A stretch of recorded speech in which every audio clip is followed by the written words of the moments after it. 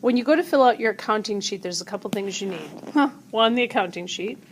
You also need to make sure you have a catalog for the store. And you're going to need a supply list. Both of these items, there you go, are found at the desk at the store. Okay, let's pretend that I need to purchase or rent this lovely shop scissors.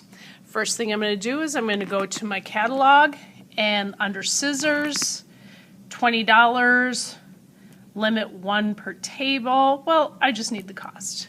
Okay, I'm going to come to my accounting sheet, but first, because I want to gather my supplies for my table as fast as I can, I'm going to go ahead and write out my supply list. So I'm going to put my name,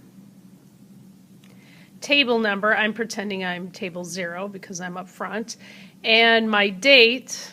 Let's see, today is 11/24. I'm going to write down my item, shop scissor,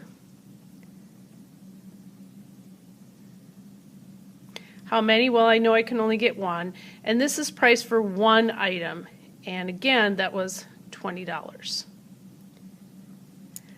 I'm going to write everything I need on this supply list. That way I can purchase these supplies, get them back to my team, and get them working. And while they're working, I'm going to fill out my supply sheet. Okay, the supply sheet is a way to keep your account. How much money do you have left in your account? Let's pretend that my team has a budget of $641.21.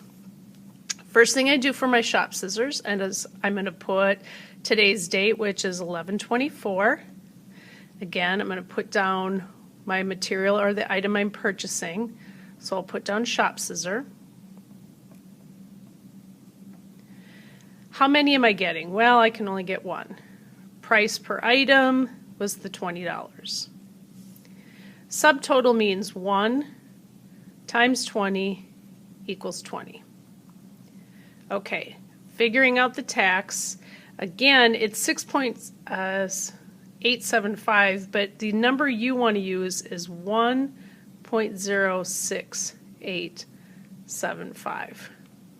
So I'm going to put that in parentheses so I remember that. Go ahead and grab a calculator. You cannot use your phones in class, so there are plenty of calculators back by the store, and they are free. You don't have to worry about renting those. So I'm going to plug in my $20 for my shop scissors times 1.06875 equals. I have $21 and 375 cents? Yeah, I don't think so. Remember, use that third digit to decide if you're going to stay the same or round up. So for this one, it's a 5. That means it's 38 cents. So amount of tax, we're going to just put in 20 times 1.06875 equals $21.38. Now I have to take my $641, that's how much money I have in my account, but I need to subtract it, subtract $21.38 because I've spent that money. So 641.21 minus $21.38 equals, I have $619.83 left in my account. All right, that one was pretty easy. Let's try another. Next, let's do something with multiple items. I'm going to use glue sticks. Now, glue sticks are weird. When you buy the hot glue sticks, you actually get to keep them, but you only get to purchase 2 at a time. That's so the store doesn't run out. But having said that, they're actually on the rental side of the catalog. They're underneath glue. Elmer's glue sticks, liquid, wood glue, those are all rental items, and I decided to keep glue all in one place. So a hot glue stick is $2 a piece. All right, remember, you always want to fill out your supply list first. So I'm going to put hot glue sticks. Make sure you put hot glue sticks. If you just put glue sticks, the store manager will grab you a Elmer's glue stick. So I'll put hot glue stick. I'm going to buy 2 of them, but again, this is asking for the price of 1. That's $2 for just 1 item. The reason for this is when the store manager puts this into your account, they need to know the cost of 1 item. All right, now let's go to your accounting sheet. Same day, so I'm just going to do a arrow down.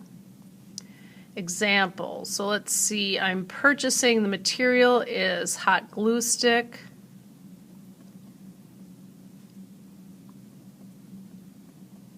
Quantity, how many? This time I'm getting 2. Price for 1 item, $2. 2 times 2 is 4.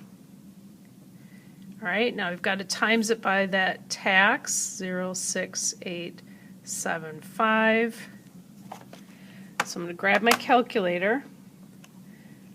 2 times 1.06875 is $2, and it will actually be 14 cents after we round it. So $2.14. This time I have $619 left in my account. You're going to use the bottom number. So I have $619.83 minus the $2.14 I just spent on glue sticks. I have $617.69 in my account. Okay? You want to keep a running total of everything that you have. This is the important number. This will help you decide if you're going to go over your budget or if you're on the right track. Okay, let's do a little practicing. Each student in the group needs to go through the accounting practice. That's because each one of you is going to be an accountant. You want to go get a supply sheet and a catalog from the store. You can also find calculators. Make sure you have a calculator. Again, remember, you cannot use your own phones. I have to make sure that they're only being used during research time.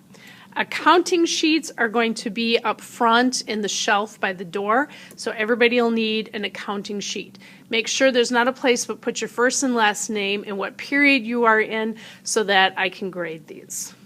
And let's go ahead and start. What I'm going to do is you'll see a picture and you want to stop the video. You're going to fill out a supply sheet, fill out the accounting sheet. And then as soon as you figured out the total, you want to keep going. So for starting, let's say that everyone has a starting budget of $300. So go ahead and put $300 up here. And again, go through each one of the prices. Stop the video in between so that you can get your whole accounting sheet filled out. These are due and need to be turned in and accepted by the teacher before you can start building.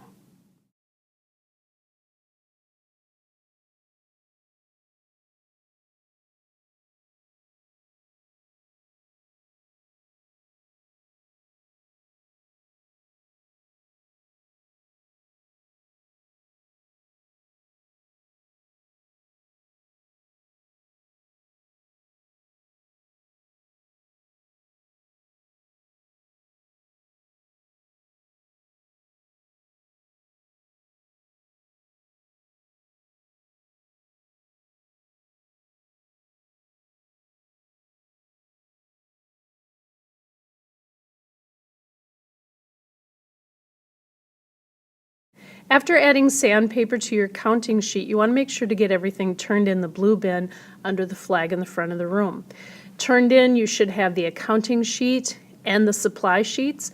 I realize that you might need more than one supply sheet. You want to fill that sheet up, and then if it goes over that, put a second one. Make sure your first and last name are on all your items and your period. Which class are you in?